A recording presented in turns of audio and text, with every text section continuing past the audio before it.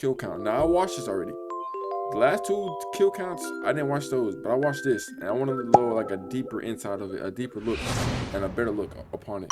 I actually like Smile 1 and Smile 2 is actually pretty good, to be fair. Welcome to the Kill Count, where A we lot tally of up a lot the is very like horror movies and show you how brutal. they were made. I'm Itstrystxn, and today we're looking at Smile 2, released in 2024. The first Smile was the highest-grossing horror film of 2022.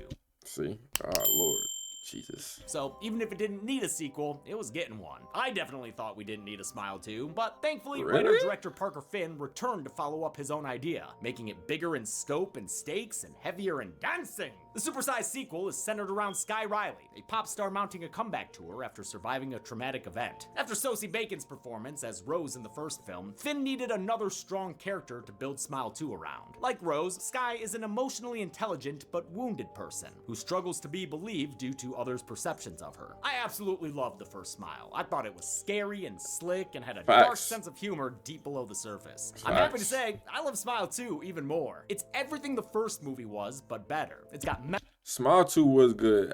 It's like a juggling. I don't know which one's memorably better though. impressive sequences and is more openly funny while maintaining its pitch black dark edge. And of course, it's scary as all hell.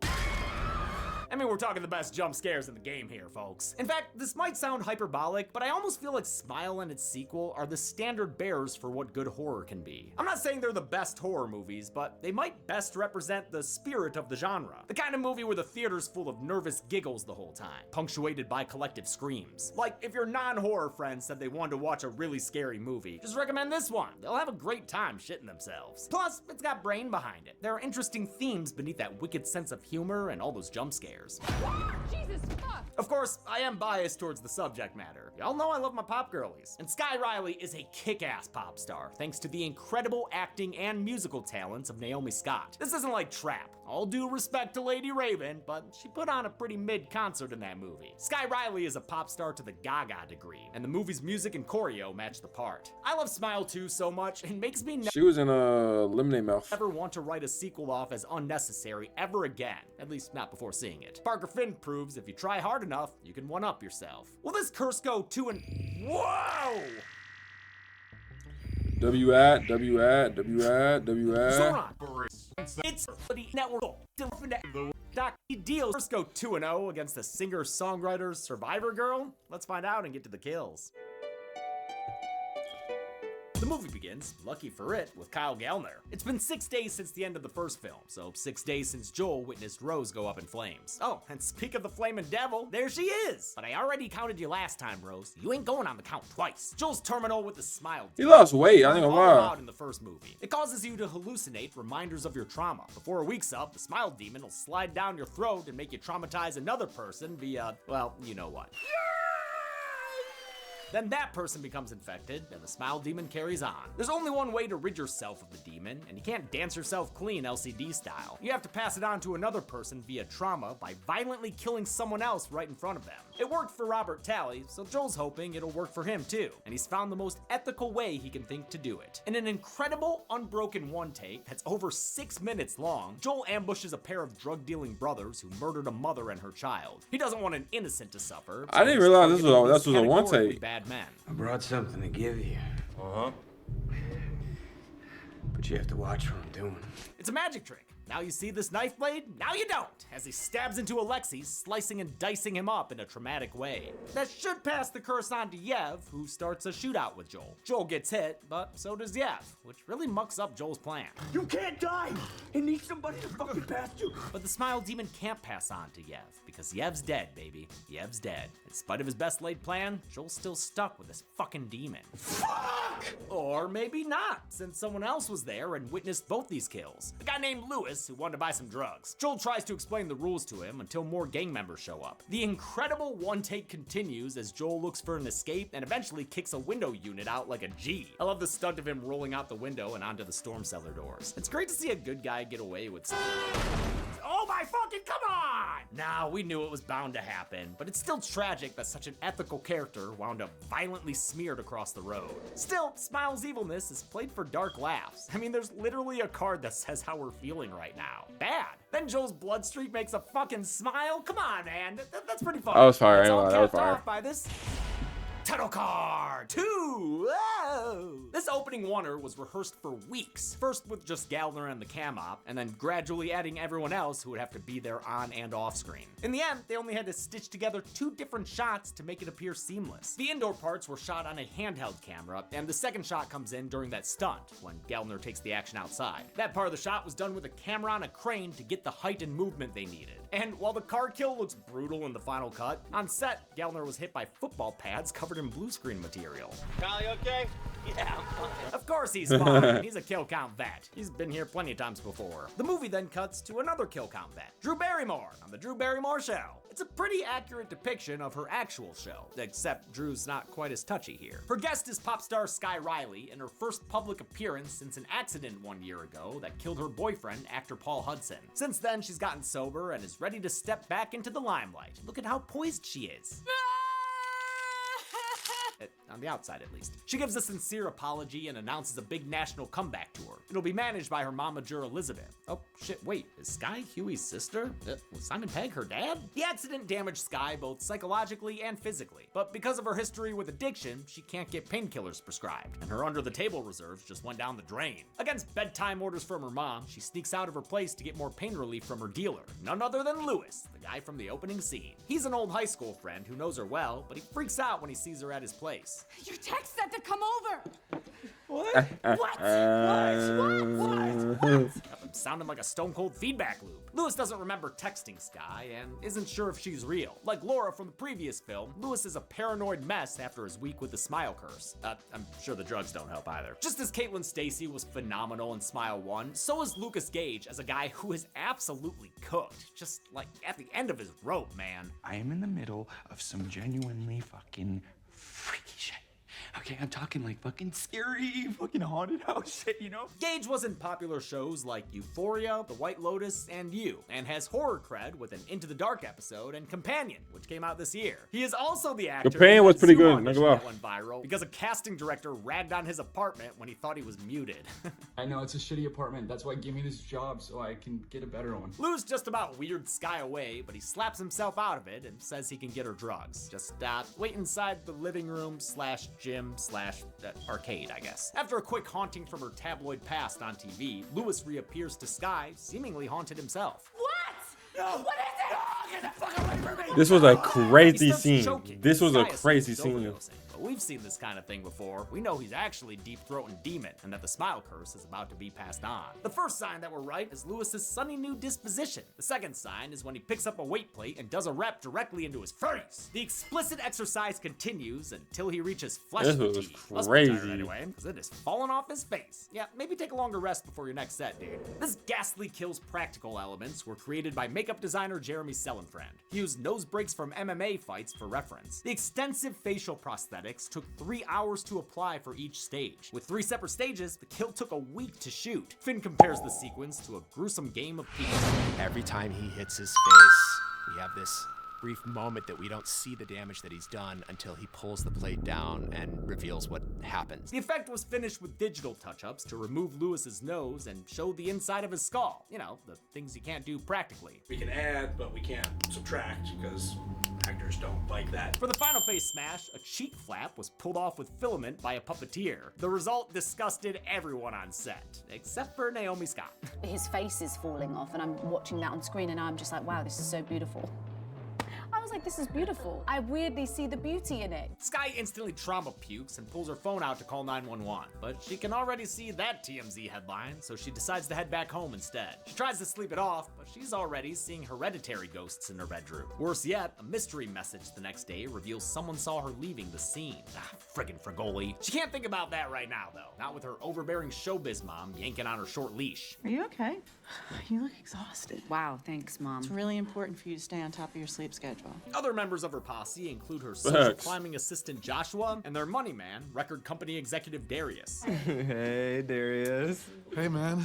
Aw, poor Joshua. They all say they're rooting for Skye, but no one bothers listening to or checking in on her. They're more concerned about her career than what she's going through. Finn said that loneliness was key to the character. Someone who's become so famous, she can't trust anyone around her. Skye does a photo shoot, which features director Finn in a cameo, then gets whisked away to a meet and greet with her fans. The scene shows how awkward some fan interactions can be. Like with this one dude who looks like he hitchhikes through Texas with a camera and a razor blade. I could make you happy. What does I that do worry mean? This scene's a little mean, since it makes the guy with a skin condition a maladjusted creeper, but it is a realistic fear for someone like Skye, who's probably subjected to lots of fans who cross lines. Mostly, I think a lot of fandom is quite genuine and earnest, but it can be overwhelming. It's especially overwhelming when she has to interact with a tween who looks like she gets up to trouble with Alfred P. Newman. All right, you grinning weirdo, go on and gear. With no one to talk to, Skye decides to hit up her childhood best friend Gemma. She hopes they can pick things back up where they left off. Or, well, maybe not right where they left off. They haven't spoken since Skye's accident, but she still gives her a call. It's probably really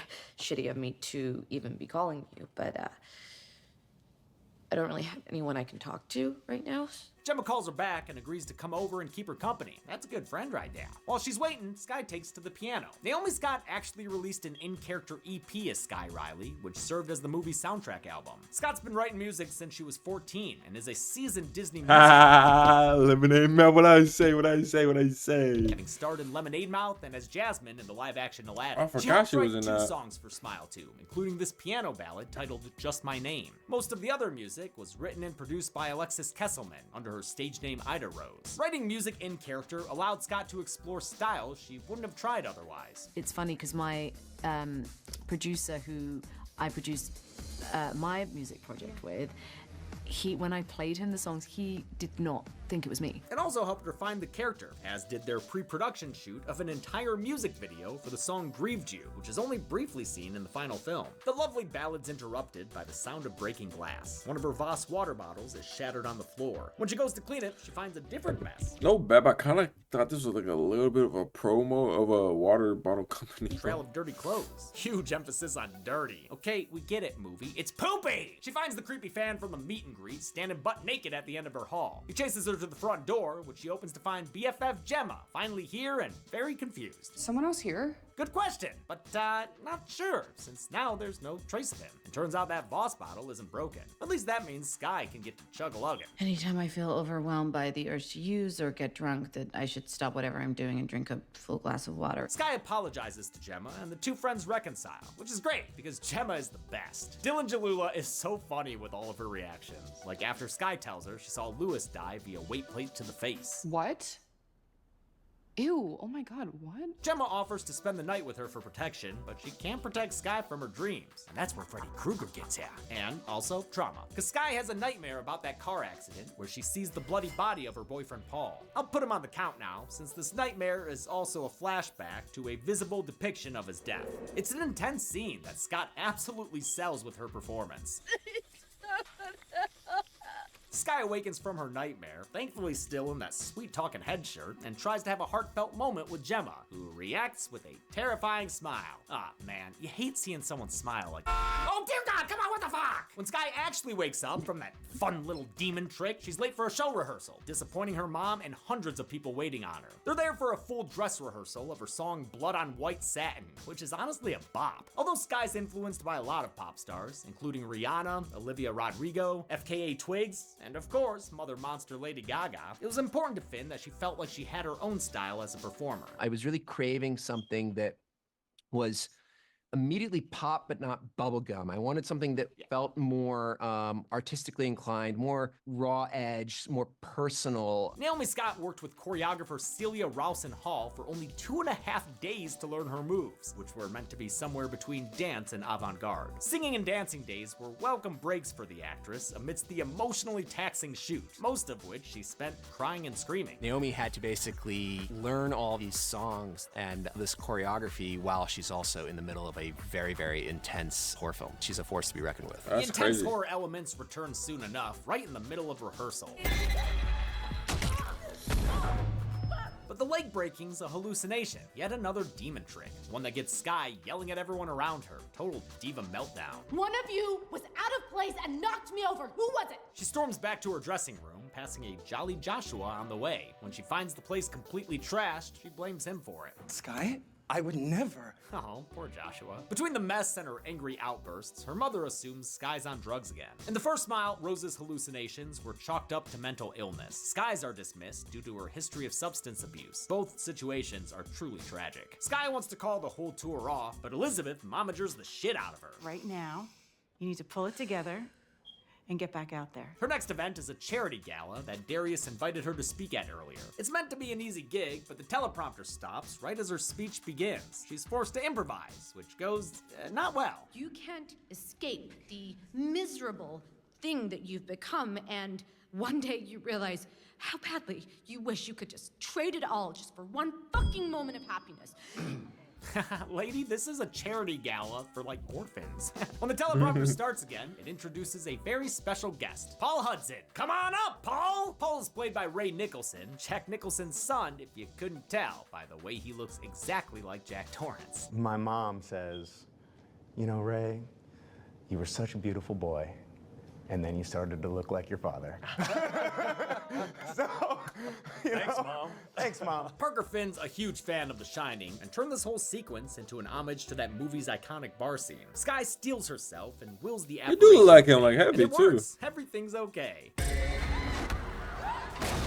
Until- Never mind, dude. That old lady just went through a table. Oh my god. That was awesome. We gotta see that again. Replaying that twice is that crazy. really happened. Oh man, I love movies. While her team does damage control, Sky is sent to time out in her apartment with her White Lotus looking wallpaper. Pretty appropriate, since that show's music is done by Cristobal Tapia de Veer, the composer for this movie too. He returns after working on the first Smile, alongside several other key creative crew members. Sky gets another text from her mystery messenger, who knows who she is and what she's going through. They say Lewis went through the same thing. Just look at the videos he was posting days before he died. He just stares at me. Smiling. She's jump scared out of the video and agrees to meet with the unknown texter at a real cozy looking bar. The upholstery on those booths, not bad. The man behind the messages is a nurse named Morris. He knows all about this demon who appears as smiling people. He had been tracking Lewis since he was the end of the chain, the same chain we saw in the first movie. The cop got it from some doctor who got it from a patient who got it from a college professor. Who got it from a woman at a business conference, who got it from a guy at a gas station. Joel went back 20 people in the chain. It turns out Morris's brother was somewhere in there. That's why Morris has been on the case. His brother was killed by the curse, as shown in a cutaway jump scare where he's played by makeup artist Jeremy Sellenfriend. You know, he's mostly here for exposition, but I do find Morris really likable and interesting, so it works for me. Morris feels bad that he didn't believe his brother when he was alive, so now he's trying to stop the chain. But as long as it has a host, the demon will survive. So Morris pitches a crazy idea. So it only stops if I die before it kills me? Exactly. We need to kill you first. What? Okay, he's reining it in. He's reining it in! He'll only kill her technically by temporarily stopping her heart. You know, the old Fear Street / countdown technique. It always works. Mostly. He promises to resuscitate her with his nurse skills, but before Sky can mull it over, she gets recognized by the public and has to flee. She gets back home and chugs her comfort water, which she does so often in this movie, it occasionally made Scott sick. I mean, she's drinking whole bottles and unbroken shots, but she felt it was important for the character. I think it's such a visceral thing, and I think it makes you feel so uncomfortable. And Parker was like, if you can't do it, I'm like, no, but like, we have to. This is so important. Sky prepares to leave the city in another great long oneer. Unbroken shots like this really add to the movie's suspense, and are technically impressive as hell. I mean, this one includes her shattering a huge glass plate in her bathroom. There's no room for error there. And the shot started with that water drinking, meaning every time they did it, she had to chug again. That's why they needed an hour-long rest between the takes for this sequence. They did the whole thing all the way through twice, and parts of it 5 times, I guess so they could stitch it together as needed. Before she can leave, she's stopped by some house guests. A brood of backup dancers. One of them is played by Nicholas Slick Stewart, who recently starred in the T-Pain music video we produced. In a memorable sequence, the dancers creepy crawly after Sky in a big old people pile. Naomi Scott had already shot dance sequences. That was fire, nigga. That's how it was She was fire. comfortable with them grabbing her and getting physical. In fact, they subject her to a movement improv class, flipping her around and banging her head on the piano. Then they tear out a chunk of her hair and ultimately give her the Captain Rhodes treatment. Hold the guts. But she's still gonna be choking on something, because they give her a case of arm and mouth disease. And that case goes deep. Sky is flashed back to the night of the car crash, showing us the coked up argument she was having with Paul. What? I'm so fucking what? Say it. What am I? Tell me, I am so fucking. You're fucking psycho. Oh yeah!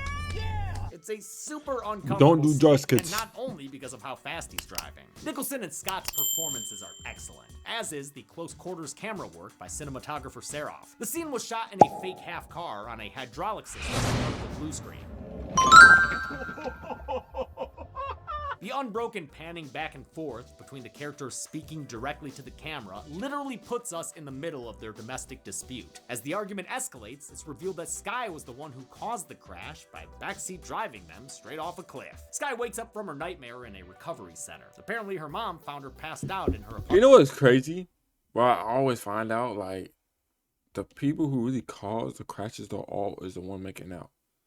Like, the people who drink and drive, they always the one making out. The people who doing too much in the car and causing the driver to crash.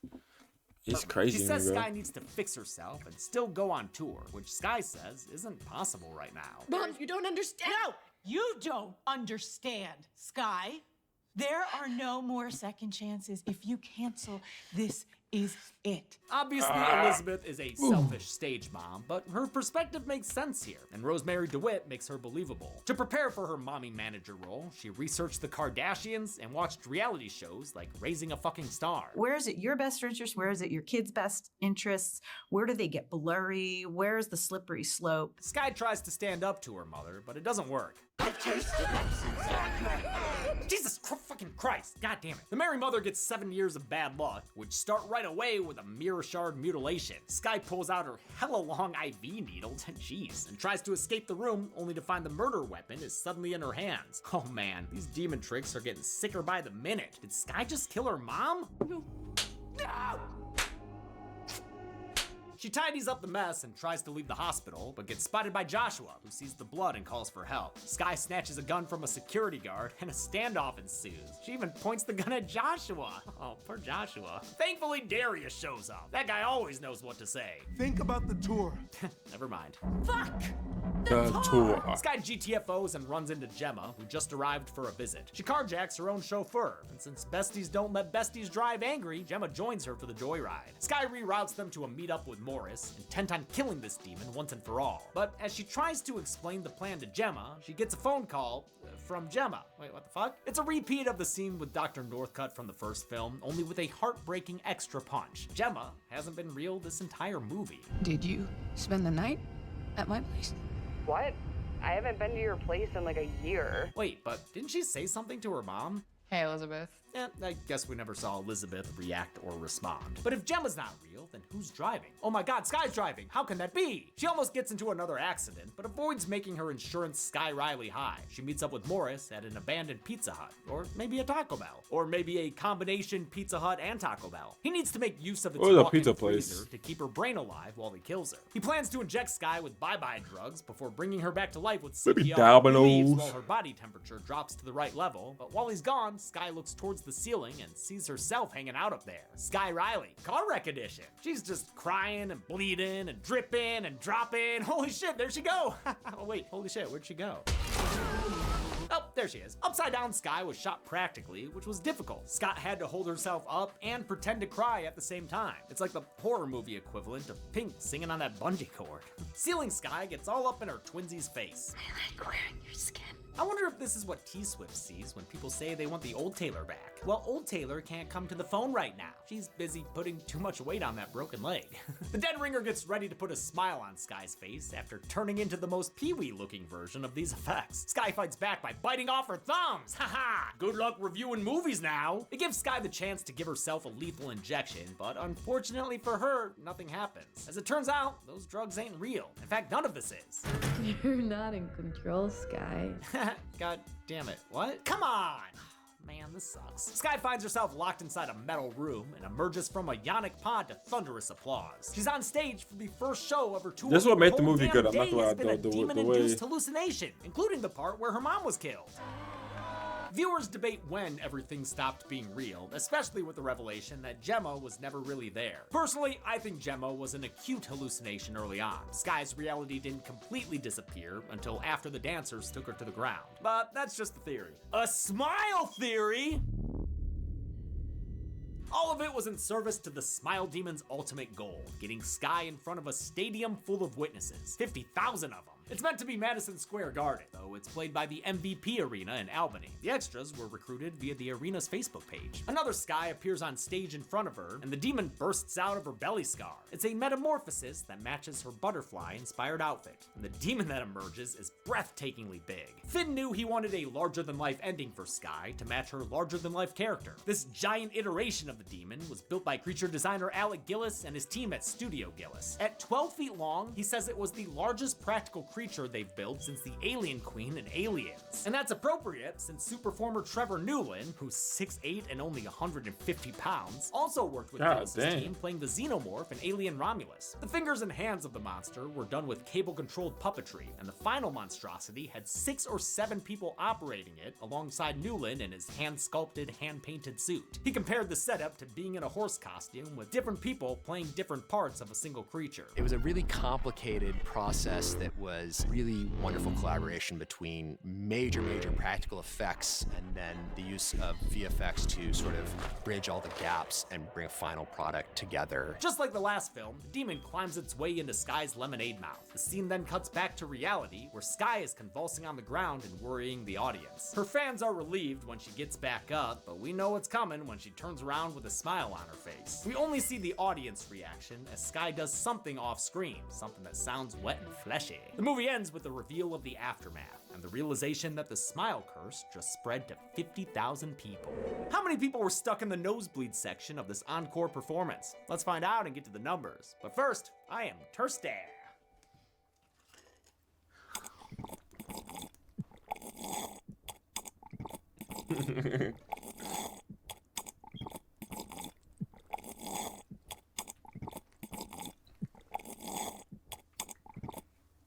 Oh, that is unpleasant. Oh, God. 7 people died in Smile 2, with the victims consisting of 6 men and only 1 woman. That gives us this Billboard Blue pie chart, with a count and gender breakdown we've only seen twice before: the Child's Play remake and the original Hellraiser. With a runtime of 129 minutes, Smile 2 had a kill on average every 18.43 minutes. I'll give the golden chainsaw for coolest kill to Lewis. Just like Laura, it's the kill that kicks off the curse, and it does not disappoint. In fact, it's a nominee for Best Kill at the Dead Meat Horror Awards, which comes out in 1 month on April 26th. Mark your calendars. Double Machete for lamest kill will go to Yev. Not only a gunshot kill, but an accidental one. And that's it. Smile 2 was released in 2024, just 2 months after the similarly pop star themed track. Coincidence or Era's effect? Until next time, I'm James A. Janice. This has been the Kill Count. On the next W Kill Count, freaking in a world where W to the